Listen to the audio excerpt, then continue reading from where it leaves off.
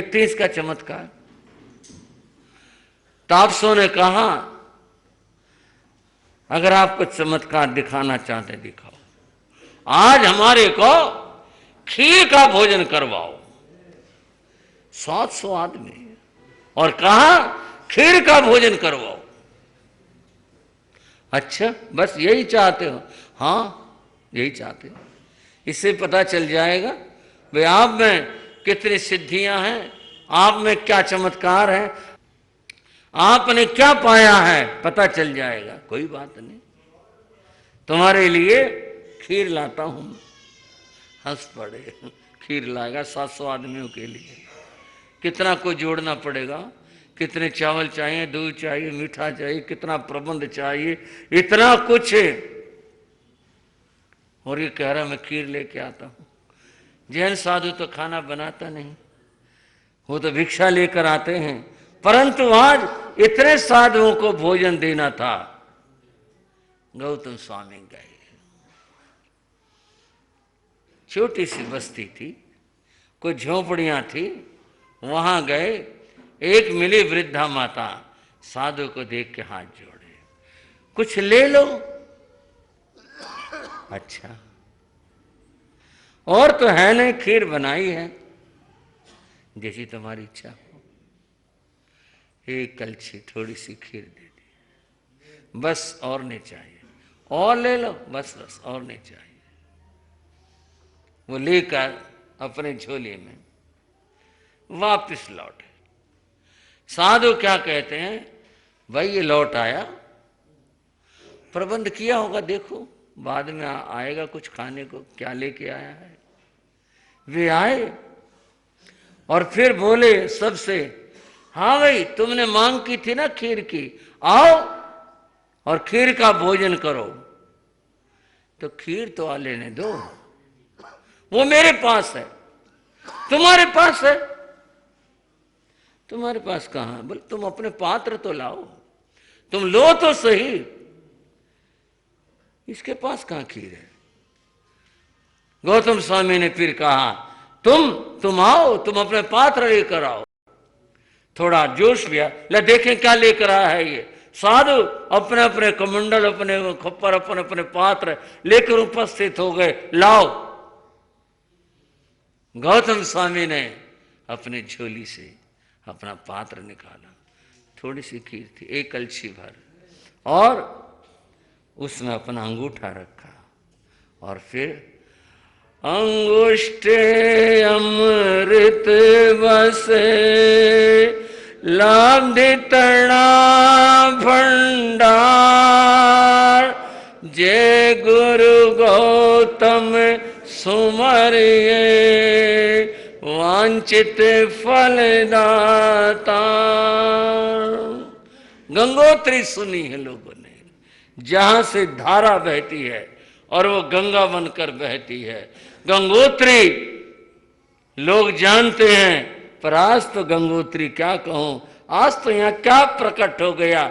उन्होंने पात्र ऐसे किया, एक धारा बह गई, पात्र भर गया, दूसरे लगाया, तीसरे लगाया, और क्रम चलता ही रहा। सबके सब जितने साधु थे, सबके पात्र भर जाते हैं, खा रहे हैं, फिर से ले रहे हैं, और वो दिए जा रहे हैं, और वो धारा बह रही थी। बस और नहीं चाहिए, हमने देख लिया गौतम स्वामी के, हमने देख लिया तू पूर्ण पुरुष है। नहीं, तुम नहीं समझ पाए, हमें समझा दीजिए। पूर्ण तो भगवान महावीर है, मेरे जो गुरु हैं वो है पूर्ण। तो मैं तो उनका शिष्य हूं, चरणों का दास हूं, उनके चरणों में रहने वाला हूं। अगर तुमने पूर्ण पुरुष के दर्शन करने हैं, भगवान के दर्शन करने हैं, तो आओ, चलो मेरे साथ चलो, आओ वहां प्रभु के दर्शन। कहां है वो? बताया वहां विराजमान है, हम जरूर चलेंगे। उनके दर्शन तुम्हारे गुरु भी हैं, हाँ, उनके दर्शन हम जरूर करेंगे। जिसका शिष्य इतना महान है, उसके गुरु की क्या बात होगी, हम जरूर चलेंगे। चलो चलो। गौतम स्वामी चल पड़ते पीछे पीछे। आखिर 700 साधु, इतनी बड़ी संख्या पीछे पीछे आ रहे थे। गौतम आगे आगे जा रहे थे। पता नहीं कैसा होगा इसका गुरु, इतना शिष्य महान है। गुरु चल के देखेंगे, वहीं पता चल पाएगा। जाते हैं, भगवान का संस्मरण आ गया है। वहां द्वार पर गौतम स्वामी ने कहा, देखो अब अंदर चलेंगे, प्रभु विराजमान होंगे। और सबसे पहले जाकर भगवान को हमने मथेण वंदामि, बोलो मथेण वंदामि, मथेण वंदामि। सबने नमन करना है, वंदना करनी है। और भगवान फिर ज्ञान सुनाएंगे और फिर तुमने सुनना है। वो ज्ञान होगा जिससे तुम्हारा कल्याण होगा। ठीक है, गौतम आगे बढ़ गए। अरे ये महिमावान, ये महापुरुष, ऐसा कभी नहीं देखा। ऐसा अद्भुत, ऐसा तेजस्वी देवता जिसकी उपासना कर रहे हैं, इसका आभा मंडल, इसका ज्ञान इतना अद्भुत। प्रभु हम नमन करते हैं। इतने तल्लीन हुए वे साधु जो पहली बार आए थे, भगवान का दर्शन करके, प्रभु को नमन करके, उस नमन में इतने विनय थे, इतनी श्रद्धा थे, वो झुके और झुक गए। और झुके तो क्या उठा करके झुके? केवल ज्ञान और केवल दर्शन। सबको 700 के 700 साधुओं को केवल ज्ञान प्राप्त हो गया। यूं दीप से दीप जल गए। 700 के 700 केवल ज्ञानी हो गए। अब तो सब स्वयं देख रहे हैं, भगवान के समान हैं, जान रहे हैं। केवल ज्ञानियों की परिषद वहां है, उस जगह केवल ज्ञानी बैठते हैं। ये व्यवस्था है संवत्सरण की। वो गए और वहां जाकर के बैठ गए, विराजित हो गए। देवता भी उनको नमन कर रहे हैं। गौतम स्वामी शनै शनै चलते हुए भगवान के चरणों में आए, नमन किया और फिर एक तरफ को हटकर बोले, तापसो आओ भगवान के दर्शन करो। पीछे देखा, एक भी नहीं। वो कहां गए? सारे कहां रह गए वो? फिर निगाह गई, देखा, अच्छा वो बैठे वहां। अरे भोले, पहले दर्शन करने थे भगवान के, देशना सुननी थी, और वहां जाकर बैठ गए। बुला कर लाता हूं। चलने को तैयार हुए। अद्भुत कथा है बंधु। भगवान ने कहा, गौतम वो ठीक स्थान पर बैठे हैं। भगवान वो केवल ज्ञानियों का स्थान है। हाँ, वो ठीक बैठे हैं। तो क्या उन्हें केवल ज्ञान हो गया? हाँ, उन्होंने केवल ज्ञान प्राप्त कर, केवल ज्ञान हो गया। हाँ, केवल ज्ञान हो गया। इतनी जल्दी? कब? अभी, जब तुम बता रहे थे। इनकी भावधारा इतने निर्मल, इतने विनयपूर्ण, इतना समर्पण आ गया था कि समस्त कर्म आवरण हट गया इनका, और इन्होंने केवल ज्ञान पा लिया। धन्य हो सबको, धन्य हो इन सबको। अब मैं इनको नमन करता हूं, धन्य इनको। एक मन में प्रश्न आया, मैं बुलाकर लाया, मैं बुलाकर लाया इनको। इनको तो केवल ज्ञान हो गया, और मुझे इतने दिन हो गए भगवान के पास रहते हुए, आज की बात का इतना मुझे केवल ज्ञान नहीं हुआ। और जिनको मैं लाया ये सारे केवल ज्ञानी हो गए। तो क्या पता मेरे कोई जन्म में केवल ज्ञान होना ही ना हो, ऐसे मेरा ख्याल हो, क्या पता है। सर्वज्ञ महाप्रभु उनके अंतर को देख रहे थे।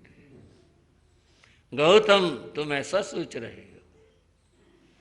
हाँ भगवान, नहीं, तुम्हें केवल ज्ञान होगा इसी जन्म में होगा। भगवान कब होगा? तो उत्सुकता है इस बात की, इन्होंने इतनी जल्दी केवल ज्ञान पा लिया और मैं कब होगा भगवान? गौतम, तुम मेरे प्रति राग रखते हो, तुम्हारा मेरे प्रति मोह भाव है, राग भाव है।